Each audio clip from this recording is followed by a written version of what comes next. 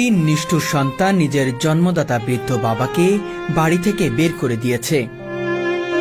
যে বাবা একসময় নিজের ক্ষুধা ঘুম আনন্দ বিসর্জন করে দিয়ে সন্তানের মুখে হাসি ফুটিয়েছিলেন, সেই বাবাই আজ আশ্রয়হীন। নিরুপায় হয়ে ফার্মগেটের ফুটওভার ব্রিজের সিঁড়িতে মাথা গুঁজে আছেন তিনি। 70 বছরের ঊর্ধ্বে এই মানুষটি কয়েক বছর ধরে প্যারালাইসিস আক্রান্ত। আগে যেখানে শক্ত কাঁধে সংসারে ভার ছিল, আজ সেখানে লাঠি ভরসা।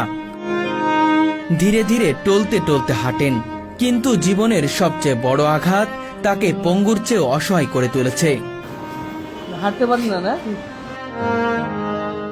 এভাবে হাঁটতে হয় না? কি হয়েছিল আপনার? কি হয়েছিল? প্যারালাইসিস হয়েছে। তা সন্তানরা এখন কি করে? ওরা প্রতিষ্ঠিত?